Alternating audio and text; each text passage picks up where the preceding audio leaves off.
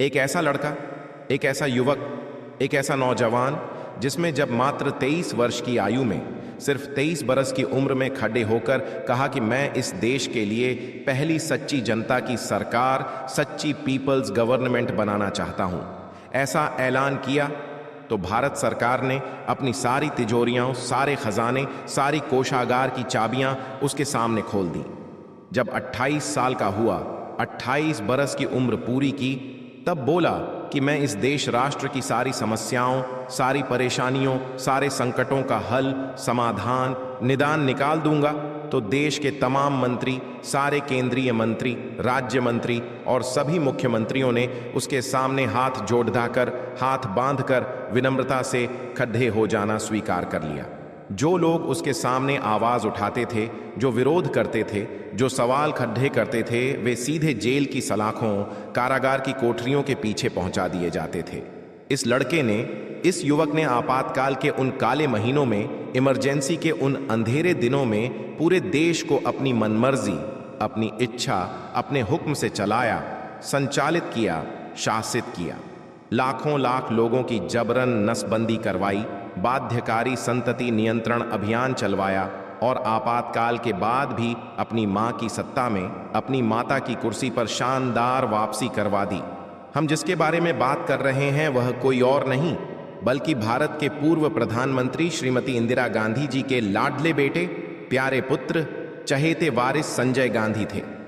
कुछ लोग उन्हें दूरदर्शी नेता, दूरंदेश राजनेता, दूर की सोच रखने वाला महानायक मानते थे, जो भारत की तकदीर और तस्वीर दोनों बदलने की क्षमता, सामर्थ्य, ताकत रखता था। जबकि बहुत से लोग उन्हें तानाशाह, निरंकुश शासक, डिक्टेटर मानते थे, जो अपनी मां की सत्ता, शक्ति, पद और प्रभाव का गलत फायदा दुरुपयोग करके हमेशा अपनी मनमानी, अपनी मर्जी, अपने हट चलाता था।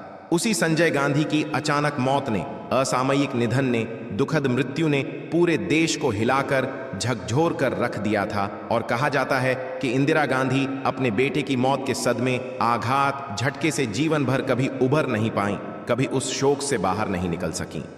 हमारे पिछले कई वीडियोस में हमने गांधी परिवार से जुड़े अनेक रहस्यों, कई गुप्त बातों, कई अनकहे किस्सों से पर्दा उठाया है, जिन्हें आप सबका अपार प्यार, ढेर सारा स्नेह और समर्थन मिला है। और आज हम जानेंगे कि आखिर संजय गांधी की मौत कैसे हुई, मृत्यु कैसे हुई, उनका निधन कैसे हुआ और इस भयानक हादसे के तुरंत बाद सबसे पहले अस्पताल पहुंचने वालों में पूर्व प्रधानमंत्री अटल बिहारी वाजपेयी जी और तत्कालीन नेता चंद्रशेखर जी थे। दोनों इंदिरा गांधी को सांत्वना, दिलासा, तसल्ली दे रहे थे। तभी अचानक इंदिरा गांधी ने चंद्रशेखर को एक तरफ ले जाकर कुछ ऐसा कहा जिसे सुनकर अटल जी और चंद्रशेखर के पैरों तले जमीन खिसक गई। दोनों स्तब्ध रह गए। साथ ही हम यह भी जानेंगे कि जहां संजय का विमान क्रैश हुआ था, वहां इंदिरा गांधी दूसरी बार क्यों गई थीं और क्या खोज रही थीं। क्या संजय गांधी का राजनीतिक कद, राजनैतिक प्रभाव इतना बड़ा, इतना विशाल था कि हर राज्य का मुख्यमंत्री उनकी चिता के 200 मीटर के दायरे में मौजूद था। उनकी अंतिम यात्रा, शव यात्रा कहां से निकली थी और कैसे निकली थी। लेकिन उससे पहले आप सबसे विनम्र अनुरोध है कि वीडियो को लाइक जरूर करें, चैनल को सब्सक्राइब कर लें और घंटी दबा दें ताकि नई कहानियां सबसे पहले आपको मिलें। साल 1975 में आपातकाल लागू करने के ठीक 2 साल बाद अचानक इंदिरा गांधी ने लोकसभा चुनाव की घोषणा। 1977 के आम चुनाव में इंदिरा गांधी और कांग्रेस बुरी तरह पराजित हुई। करारी हार का सामना करना पड़ता था और देश में पहली बार गैर कांग्रेसी जनता पार्टी की सरकार बनी। मगर महज 2.5 साल में ही देश को समझ आ गया कि जनता पार्टी के नाम पर जो लोग एकजुट हुए थे, वे सिर्फ आपसी लड़ाई, अंतरकलह, गुटबाजी में उलझे हुए हैं और देश चलाने की क्षमता, काबिलियत उनमें नहीं रह गई थी। इसी मौके का फायदा उठाते हुए इंदिरा गांधी ने फिर से सत्ता में वापसी की तैयारी शुरू कर दी और इसमें उनके लाडले बेटे संजय गांधी जी जान से जुट गए।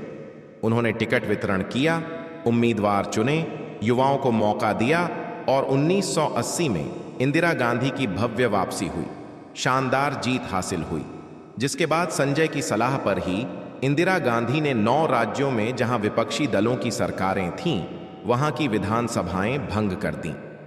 कहा गया कि देश में नया जनादेश आया है, इसीलिए इन्हें भी नए सिरे से चुनाव कराना होगा। चुनाव हुए और 9 में से 8 राज्यों में कांग्रेस फिर सत्ता में लौट आई। संजय ने अपने विश्वस्त लोगों को, अपने करीबियों को मुख्यमंत्री की कुर्सी पर बिठाया।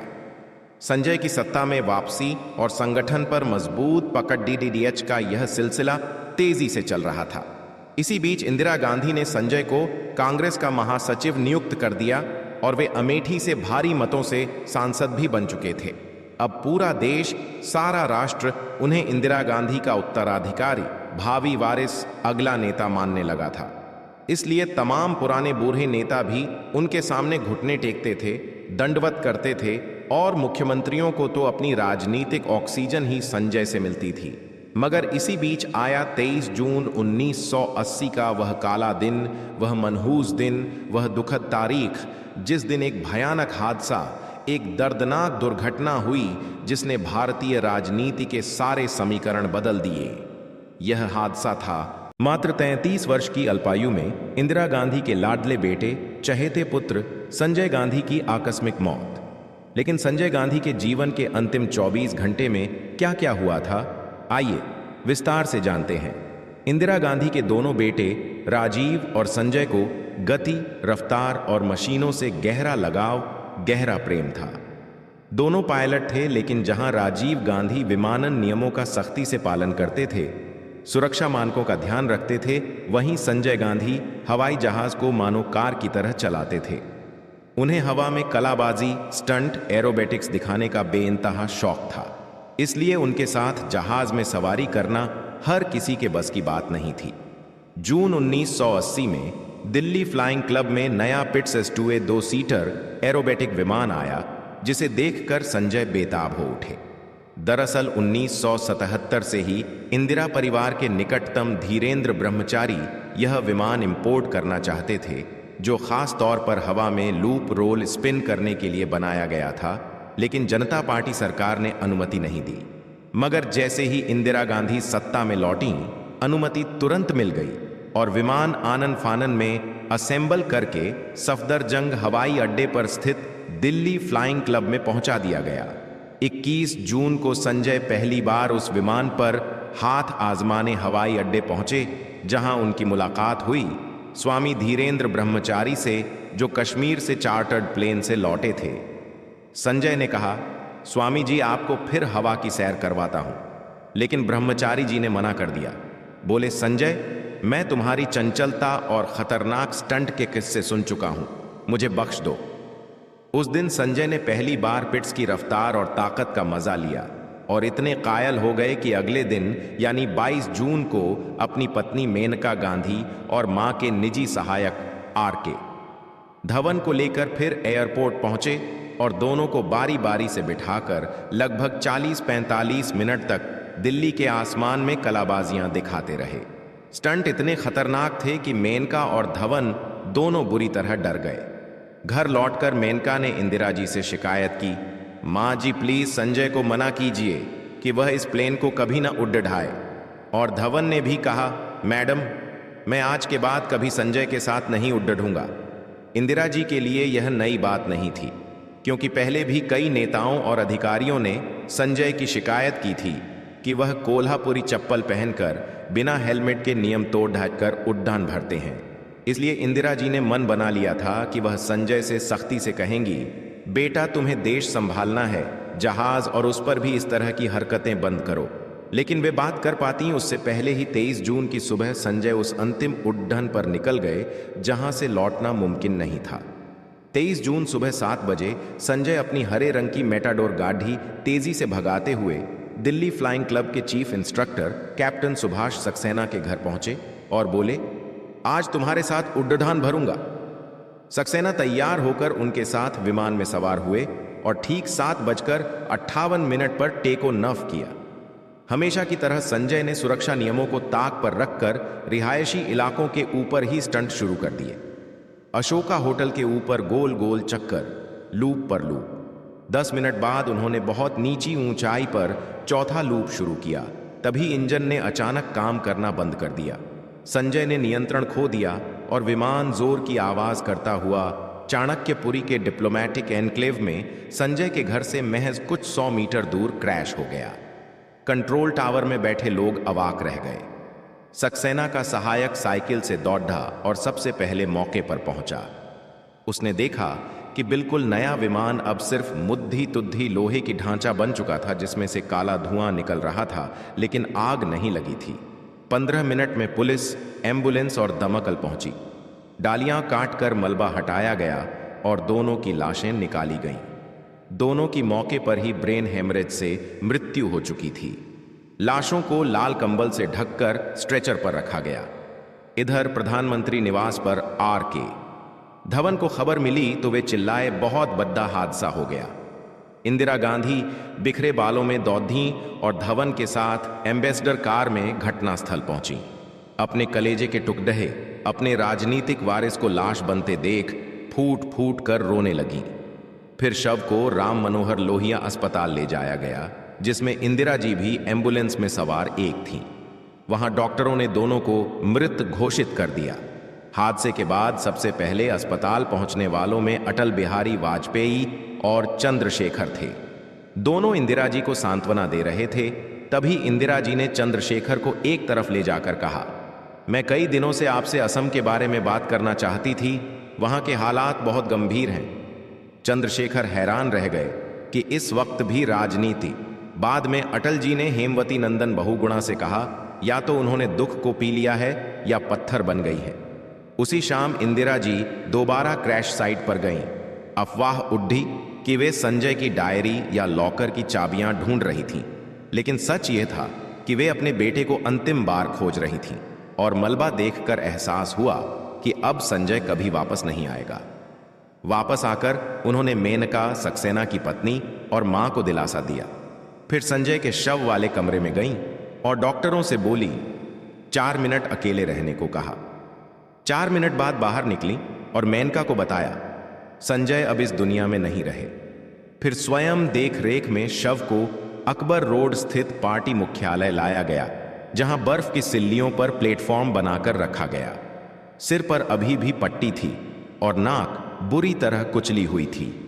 राजीव गांधी परिवार के साथ छुट्टी मनाने गए थे। उनके लौटने का इंतजार किया गया। अगले दिन अंतिम संस्कार में इंदिरा जी पूरा समय मेनका का हाथ थामे रहीं। जब शव यात्रा निकली तो भिडडेट ने संजय के राजनीतिक कद की गवाही दी। हर राज्य के मुख्यमंत्री चिता से 200 मीटर के अंदर मौजूद थे। सभी देशों के राजदूत कतार में खड़े थे। रेडियो पर प्रोटोकॉल तो डेजकर शोक धुन बजाई गई।